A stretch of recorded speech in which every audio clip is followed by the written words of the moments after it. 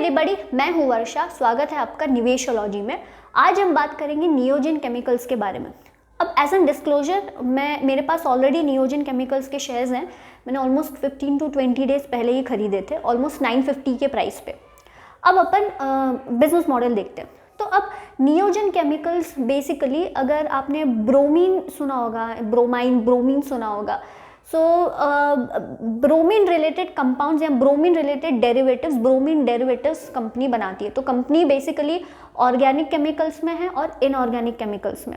5 minute में आपको business model समझ में आ जाएगा। तो ब्रोमीन क्या होता है कि एक लिक्विड सब्सटेंस होता है जो ऑलमोस्ट रेड कलर का होता है और बहुत करोजिव होता है। ओके, अब इसके बेसिस पे इसको यूज़ करके कंपनी बहुत सारे ब्रोमीन डेरिवेटिव्स बनाती है। ऑफ कोर्स इसमें बहुत सारे दूसरे केमिस्ट्रीज भी यूज़ होते हैं। तो जैसे मैंने कहा कि ये जो बिजनेस है, this is divided into organic chemicals and inorganic chemicals. तो इनऑर्गेनिक केमिकल्स में लिथियम बेस्ड आते हैं, तो हम वो आगे देखेंगे। ऑर्गेनिक केमिकल्स में ये लोग, इनका 3 सब सेगमेंट्स हैं, एक ब्रोमीन डेरिवेटिव्स, एक एडवांस्ड इंटरमीडिएट और एक कस्टम सिंथेसिस। सो ब्रोमीन डेरिवेटिव्स में बेसिकली कंपनी ब्रोमीन कंपाउंड्स बनाती है। बाकी अदर ऑर्गेनिक कंपाउंड्स में आप देखोगे कि क्लोरीन, फ्लोरीन और बाकी सारे कंपाउंड्स भी यूज़ होते हैं। अब जो इनका एडवांस इंटरमीडिएट का बिजनेस है, ये क्या होता है? तो बेसिकली जब भी ये कहाँ यूज़ होते हैं, तो आपका फार्मास्यूटिकल हो गया और एग्रोकेमिकल्स हो गया।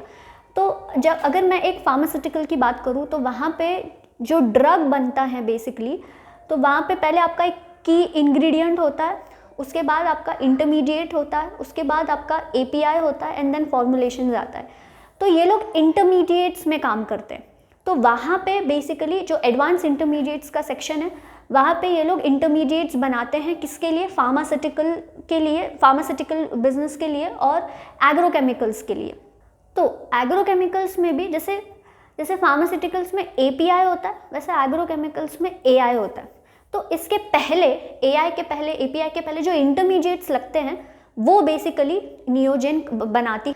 अब यहाँ पे एक ऐसा है ना कि ब्रोमिनेशन यूज़ करके उसके अंदर दूसरी भी केमिस्ट्रीज यूज़ करके बेसिकली एक वैल्यू एडेड प्रोडक्ट्स बनते हैं। अब जहाँ पे मैं वैल्यू एडेड प्रोडक्ट्स बोल रही हूँ, तो यहाँ पे आप समझ लो कि जो प्राइस होता है, ओके, वो भी ज़्यादा होता है। इसके हम आगे बात करेंगे।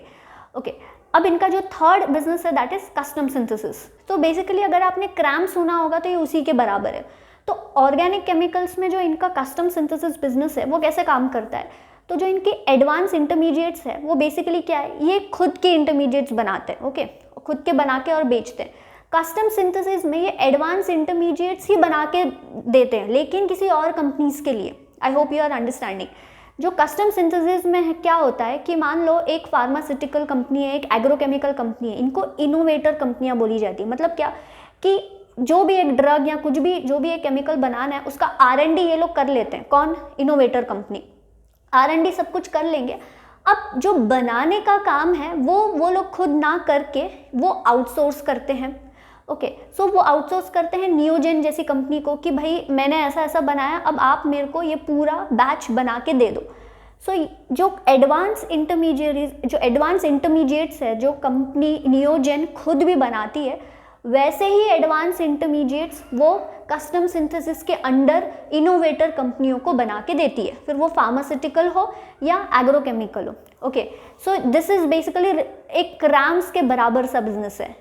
तो जैसे मैं बोल रही थी कि ये जो इनोवेटर कंपनियां हैं, किसी को API आउटसोर्स करेंगे, तो किसी को इंटरमीडिएट्स आउटसोर्स करेंगे, राइट। तो ये कंपनी उनके लिए इंटरमीडिएट्स बनाती हैं। तो ये जो ऑर्गेनिक केमिकल्स बिजनेस है, यहाँ से उनको ऑलमोस्ट 80% बिजनेस आता है। अब ये ऑर्गेनिक केमिकल से 80% आता है, लेकिन 80% कैसे डिवाइडेड है? 50% जो है उनके ऑर्गेनिक कंपाउंड से आता है, जो ब्रोमीन रिलेटेड है। 20% इनका एडवांस इंटरमीडिएट से आता है। 10% कस्टम सिंथेसिस से आता है। कस्टम सिंथेसिस को इनको 20% ले जाना है। ओके, सो ये एक बहुत अच्छी चीज़ है कि ये लोग बेसिकली जो वैल्यू एडेड प्रोडक्ट्स मैं बोल रही थी, इनको बहुत अच्छे से बढ़ा रहे हैं। कस्टम सिंथेसिस का बिजनेस भी ये लोग आगे बहुत अच्छे से बढ़ाने वाले हैं। तो 10 से ये लोग 20% ले जाना चाहते हैं। इनका जो इनऑर्गेनिक केमिकल बिजनेस है, बेसिकली वहाँ पे ये लोग लिथियम कंपाउंड्स बनाते हैं, जो कहाँ यूज़ होते हैं? वेपर एब्जॉर्प्शन मशीन्स में यूज़ होते हैं, जिनको वैम बोलते हैं, फॉर कूलिंग या एयर, वाटर या प्रोसेस इक्विपमेंट के लिए। तो बेसिकली ये कौन से इंडस्ट्रीज में यूज़ होते हैं, तो आपका जो एचवैक इंडस्ट्री हो गया, मतलब heating, ventilation and air conditioning, refrigeration, construction chemicals, pharmaceuticals, speciality polymer, in industries में बेसिकली ये लिथियम यूज़ होता है। और ये जो लिथियम कंपाउंड्स है, बेसिकली कंपनी डोमेस्टिक मार्केट में तो सेल करती है, लेकिन उसके साथ साथ ये एक्सपोर्ट्स अगर आप देखोगे तो यूएस, यूरोप एंड जापान में एक्सपोर्ट करती हैं। ऑलमोस्ट 20% बिजनेस इनका इनऑर्गेनिक केमिकल से आता है। ब्रोमीन अभी कहाँ से एक्सट्रैक्ट होता है, तो आपका सी वाटर हो गया, ओके, ओशियन वाटर हो गया, वहाँ से बेसिकली एक्सट्रैक्ट होता है। अब ब्रोमीन के मेजर प्रोड्यूसर्स अगर आप देखोगे तो जॉर्डन हो गया, इजराइल हो गया, इंडिया हो गया, यूएसए हो गया। इंडिया में अगर आप देखोगे तो रन ऑफ कच्छ, यहाँ से बेसिकली बहुत सारा ब्रोमीन सोर्स किया जाता है।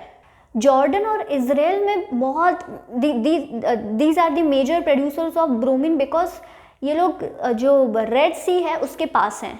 और ब्रोमीन कंपाउंड्स का जैसे मैंने आपको यूज़ बताया कि फार्मास्यूटिकल्स, एग्रोकेमिकल्स में तो होता ही है, इवन जो फ्यूमिंगेंट्स होते हैं वहाँ पे भी होता है, लेकिन जो आपका स्विमिंग पूल होता है वहाँ पे बैक्टीरियल ग्रोथ ना हो, एल्गाई ना हो, वहाँ पर भी होता है। हॉट वाटर ट्रीटमेंट में भी ब्रोमीन कंपाउंड्स का यूज़ होता है। और सबसे इम्पॉर्टेंट चीज़ आप ये देखना कि सिर्फ कंपनी सिर्फ ब्रोमीन रिलेटेड ही चीज़ें नहीं बनाती, ओके, इसमें बहुत सारी केमिस्ट्रीज भी ऐड होती है।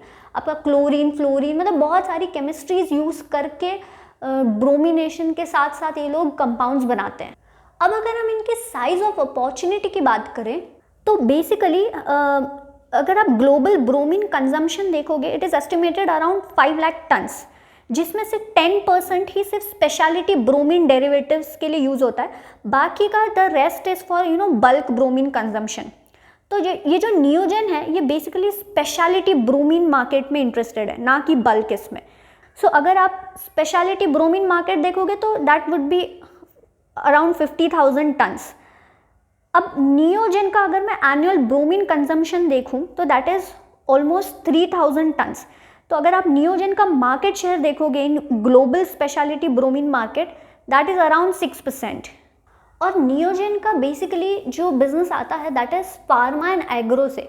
तो फार्मा एंड एग्रो से ऑलमोस्ट ये सब मिला के ऑलमोस्ट 95% आता है, ओके।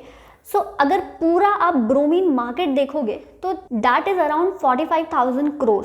अब उसमें से 15% जो है फार्मा और एग्रो कॉन्स्टिट्यूट करता है, okay. So that is equal to around 6,000 to 6,500 crore का आप एक साइज ऑफ अपॉर्चुनिटी बोल सकते हो।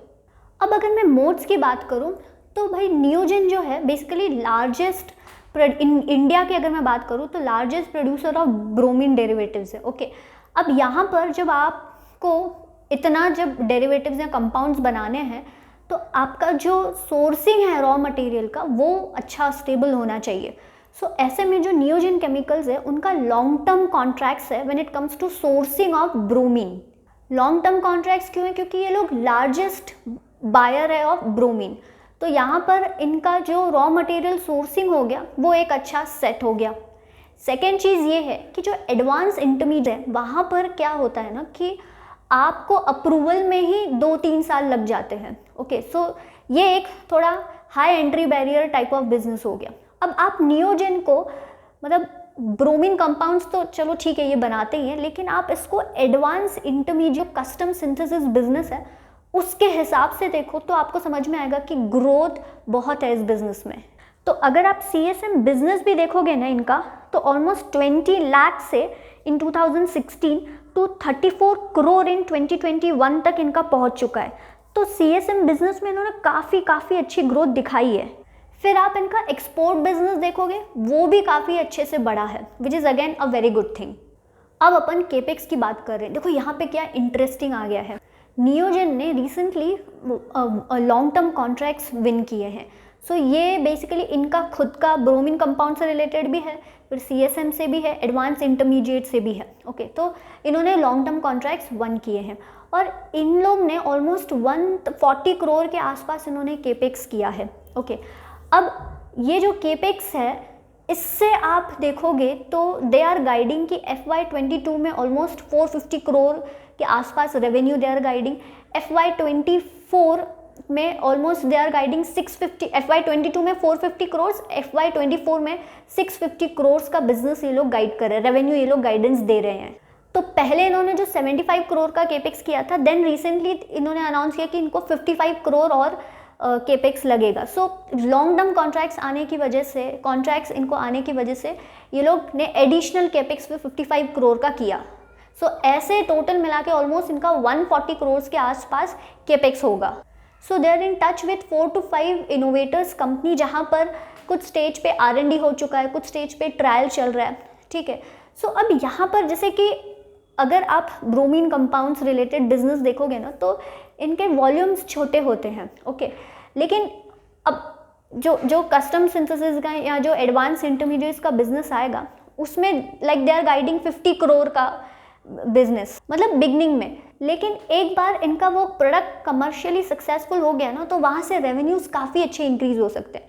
सो जैसे मैंने कहा कि आप इसको कस्टम सिंथेसिस, एडवांस इंटरमीडिएट्स इस आय से देखोगे, इस एंगल से देखोगे, तो आपको समझ में आएगा कि इनकी ग्रोथ काफ़ी एक्सपेक्टेड है। तो अगर आप इनकी फैसिलिटीज़ देखोगे तो महापे में एक है, ऑलमोस्ट 80 to 90% यूटिलाइजेशन पे है, ये पुरानी है। वडोदरा में है, यहाँ पर स्पेयर लैंड भी अवेलेबल है, तो यहाँ पर ये लोग और आगे बढ़ा सकते हैं।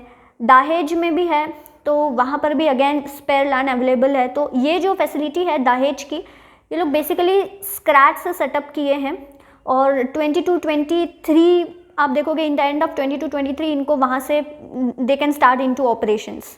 लिथियम कंपाउंड्स में एक चीज़ बताना रह गई कि जो Chile and Argentina basically have 45% of global reserves when it comes to lithium, और ऑस्ट्रेलिया के पास 40% है। तो जो नियोजन है वो पूरा 100% जो लिथियम लेता है वो चिली एंड अर्जेंटीना से लेता है। अब यहाँ पर कौन सी अच्छी चीज़ें हैं, ठीक है, फाइनेंशियल्स तो हम बाद में बात करेंगे, लेकिन एक दो चीज़ें हम इंपॉर्टेंट चीज़ें देख लेते हैं। कि पहली तो ये है कि जैसे मैंने कहा कि 50,000 टन्स, अगर स्पेशलिटी ब्रोमीन की बात करें हम, तो दैट इज़ 50,000 टन्स, ओके, जिसमें से ये लोग 3,000 टन्स में हैं। अब आगे के तीन साल में ये लोग ऑलमोस्ट 4,000 टन्स टू 5,000 टन्स पे पहुंच जाएंगे, which will make it to 10%। अब यहाँ पर क्या होता है ना कि सबसे यहाँ पर द इम्पॉर्टेंट चीज़ इस कि क्या आप सिर्फ ब्रोमीन डेरिवेटिव्स में आके फंस रहे हो, या आप उसमें और केमिस्ट्रीज इंक्लूड करके उसको और वैल्यू एडेड प्रोडक्ट्स बना रहे हो। तो अगर आप सिर्फ ब्रोमीन डेरिवेटिव्स में आके काम कर रहे हो तो दैट विल बी $9 to $10 पर मॉलिक्यूल, ओके। अगर आप उसमें और केमिस्ट्रीज इन्वॉल्व कर रहे हो, कुछ वैल्यू एडेड प्रोडक्ट्स बना रहे हो, तो that goes to $200 to $300 a molecule. तो कंपनी यही कर रही है कि ये लोग सिर्फ इनको अपन ब्रोमीन डेरिवेटिव्स में ना जाके ये जो अदर केमिस्ट्रीज ऐड करके ये जो वैल्यू एडेड प्रोडक्ट्स बना रही है। अब इससे क्या होगा ना कि जब आपका जो कस्टमर है उसको समझ में आ रहा है कि आप दूसरे केमिस्ट्रीज में भी आके टू थ्री स्टेप्स आगे जाके ये सब काम कर रहे हो, तो आपको वो सिर्फ ब्रोमिनेशन का काम नहीं देगा, आपको फिर ये सारी केमिस्ट्रीज का भी पूरा काम देगा, राइट। सो ये company is working very hard कि वो सिर्फ ब्रोमीन डेरिवेटिव्स ना बना के ये जो अदर केमिस्ट्रीज है उसमें इन्वॉल्व हो, जहाँ पर रेवेन्यू आपका बहुत अच्छे से बढ़ जाएगा। जैसे मैंने कहा कि सिर्फ आप बल्क ब्रोमीन या ब्रोमीन डेरिवेटिव्स में आ रहे हो तो $10 के आसपास आपका मॉलिक्यूल जा रहा है, जबकि यहाँ पर $200 to $300 जा रहा है। सेकेंड इसमें अच्छी चीज़ क्या है कि अगर आप अभी CSM बिजनेस देखोगे, इनका कस्टम सिंथेसिस, तो बेसिकली वो 10% कॉन्ट्रीब्यूट करता है, लेकिन इनको 20% में ले जाना है। तो यहाँ पर जब आप 10% से 20% जा रहे हो तो आप अगेन जो वैल्यू एडेड प्रोडक्ट्स है, जो कस्टम सिंथेसिस है, वहाँ से जब आप अपना बिजनेस बना रहे हो तो आपका रेवेन्यू ऑटोमेटिकली, मतलब ग्रोथ आपको ऑटोमेटिकली आएगी। तो ये एक अच्छी चीज़ है। अब अगर हम थोड़ा मार्जिन्स पे आए ना, तो जो इनका एडवांस इंटरमीडिएट या CSM है, यहाँ पर अगर आप देखोगे तो नवीन फ्लोरीन है, SRF है, ओके।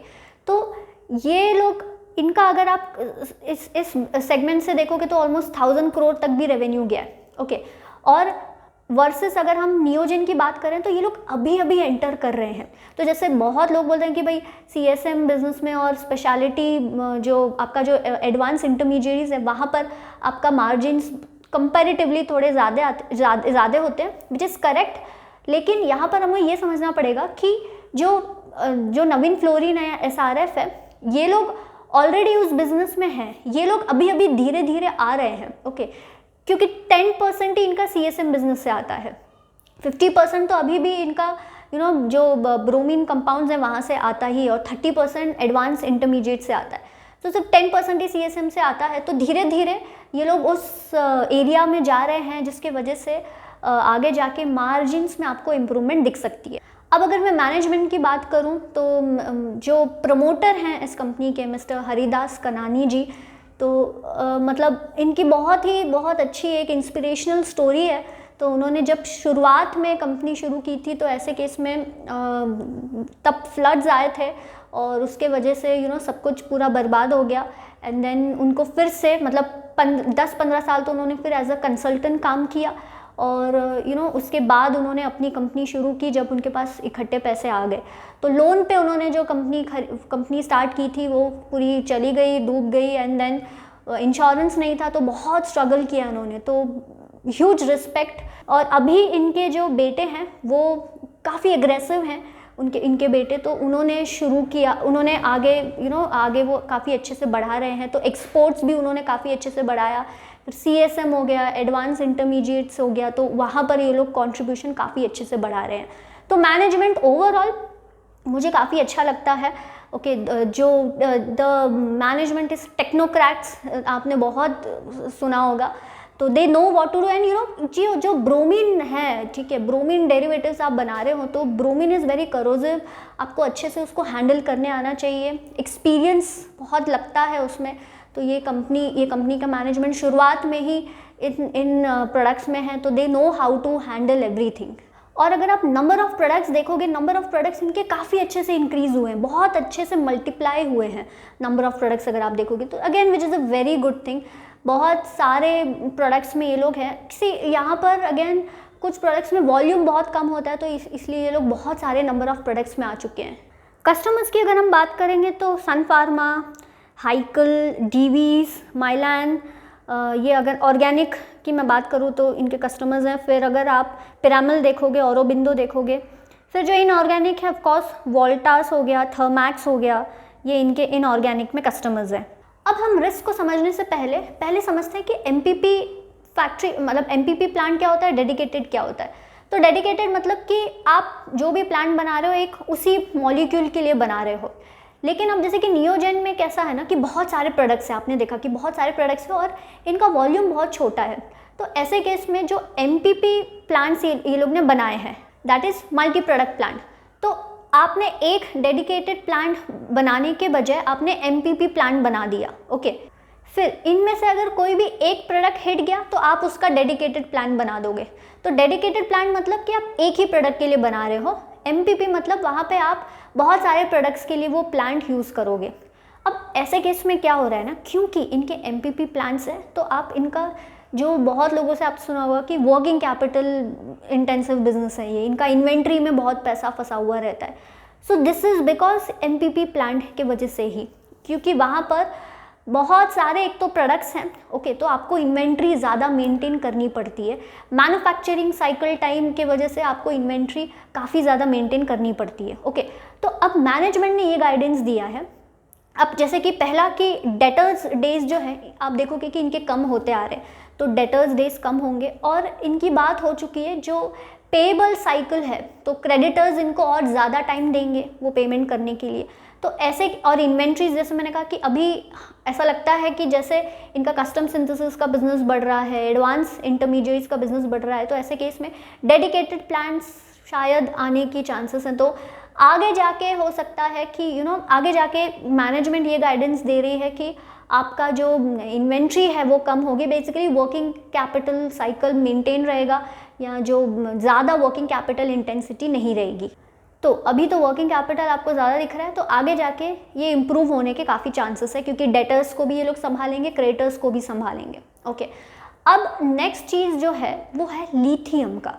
तो जो लिथियम प्राइसेस हैं वो काफ़ी वोलेटाइल रहते हैं। तो और फिर जो HVAC इंडस्ट्री है वहाँ पर अगर कुछ स्लो डाउन होता है, क्योंकि लिथियम वहीं पे यूज़ होता है, लिथियम बेस्ड कंपाउंड्स, तो वहाँ पे जब स्लो डाउन होगा तो इनके नंबर्स को अफेक्ट होगा। और लिथियम जैसे मैंने कहा कि वोलेटाइल होने की वजह से इनके नंबर्स को अफेक्ट होगा। अब हम बात करते हैं कुछ फाइनेंशियल नंबर्स की। तो अगर आप रेवेन्यू फ्रॉम ऑपरेशंस देखोगे तो ऑलमोस्ट FY16 में जो 101 करोड़ थे वो आज ऑलमोस्ट 336 करोड़ है FY21 में, तो ऑलमोस्ट 27% का केगर ग्रोथ है। फिर अगर आप पार्ट देखोगे अगेन जो 5 करोड़ से ऑलमोस्ट इनका 31 करोड़ तक पहुंच गया है, which is again a very good. फिर अगर आप एबिडा मार्जिन देखोगे तो 14% से 19% है। अब एबिडा मार्जिन मुझे पर्सनली ऐसा लगता है आगे जाके थोड़ा बहुत इनका इंक्रीज होने के चांसेस हैं, क्योंकि कस्टम सिंथेसिस से जो बिजनेस बढ़ेगा वहाँ थोड़े मार्जिन ज़्यादा होते हैं। ऑर्गेनिक सेल्स के भी आपको नंबर दिख रहे होंगे। अब 2020 से 2021 के अगर आप कंपेयर करोगे तो यहाँ पर इतनी ग्रोथ नहीं है, क्योंकि कैपेसिटी कंस्ट्रेंट्स की वजह से, कि कैपेसिटी नहीं थी, प्लांट्स पीक यूटिलाइजेशन पे काम कर रहे थे, कैपेसिटी थी नहीं, इसके वजह से वहाँ पर ग्रोथ इतनी नहीं है। अब इनऑर्गेनिक देखोगे तो ऑलमोस्ट 28 करोड़ से 2016 में ऑलमोस्ट 63 करोड़ हैं, लेकिन अप्स एंड डाउन्स आपको दिखेंगे due to lithium prices fluctuations, और एंड यूज़र इंडस्ट्रीज़ जो है जैसे HVAC इंडस्ट्रीज़ जो है वो सिक्लिकल होने की वजह से यहाँ पर आपको नंबर्स थोड़े ऊपर नीचे दिखेंगे। आपको रिटर्न रेशियोज भी दिख रहे होंगे। अब अगर आप पैट वर्सेस CFO देखोगे तो 2020 तक आपको लैग दिखने ही वाला है। ओके, तो द रीज़न जैसे हमने कहा कि जो वर्किंग कैपिटल की हमने बात की उसके वजह से आगे जाके ये इम्प्रूव होने के चांसेस हैं। अब अगर मैं वैल्यूएशन की बात करूँ तो ऑन द फेस आपको वैल्यूएशन हाई दिखेगा ही। ओके, लेकिन जैसे हमने फाइन ऑर्गेनिक्स में भी बात की थी कि अगर आप high growth high valuation company में इन्वेस्ट कर रहे हो तो आपको ये पता होना चाहिए, you should be sure, very much sure कि अर्निंग्स आगे बढ़ेगी। ओके, अगर आपको लग रहा है कि अर्निंग्स आगे बढ़ने वाली है काफ़ी अच्छे से, तो हाई वैल्यूएशन कंपनी में इन्वेस्ट करना मेक सेंस। सो मुझे पर्सनली ऐसा लगता है कि इसकी अर्निंग्स काफ़ी अच्छे से बढ़ेंगी, और जैसे 2024 तक तो जो मैनेजमेंट है उन्होंने ही गाइडेंस दी है कि 650 करोड़ के आसपास तो रेवेन्यू जाएगा 2024 तक। सो मुझे ऐसा लगता है कि कस्टम सिंथेसिस की वजह से, एडवांस इंटरमीडिएट की वजह से जब कंट्रीब्यूशन बढ़ेंगे तो काफ़ी अच्छी ग्रोथ आपको यहाँ पे देखने को मिल सकती है। माय बेट इज़ दैट कि मुझे लगता है कि यस कंपनी एक्सपेंसिव है, लेकिन मुझे लगता है कि ये अर्निंग्स को काफ़ी अच्छे से ग्रो करने वाली है। तो जब I am very much sure about the denominator earnings कि काफ़ी अच्छे से ग्रो होगी, फिर मैं थोड़ा बहुत फिर मैं प्रीमियम्स भी देने को रेडी हो जाऊँ। So yes, I am invested into this business, जिसमें मैंने कहा कि मैंने हाल ही में इन्वेस्ट किया है अराउंड 950 के आसपास, क्योंकि मुझे लगता है कि आगे जाके ये कंपनी के अर्निंग्स काफ़ी अच्छे से बढ़ने वाले हैं, और मुझे मैनेजमेंट अच्छा लगता है, मुझे बिजनेस मॉडल भी अच्छा लगता है, और मोड्स भी जैसे हमने बात की थी मोड्स भी इस कंपनी में है। तो ओवरऑल मुझे ये कंपनी अच्छी लगती है, लेकिन आपने अपना रिसर्च ज़रूर करना चाहिए, और मुझे आप कमेंट सेक्शन में लिख के ज़रूर बताइएगा कि आपको ये कंपनी कैसी लगी और आप इस कंपनी के बारे में कैसे सोचते हैं। उम्मीद करती हूँ आपको ये वीडियो अच्छा लगा होगा। अगर हाँ तो प्लीज़ इस चैनल को सब्सक्राइब कीजिएगा, वीडियो को लाइक और शेयर ज़रूर कीजिएगा। हम मिलेंगे नेक्स्ट वीडियो में, तब तक के लिए अपना ख्याल रखिए। जय हिंद एंड नमस्ते।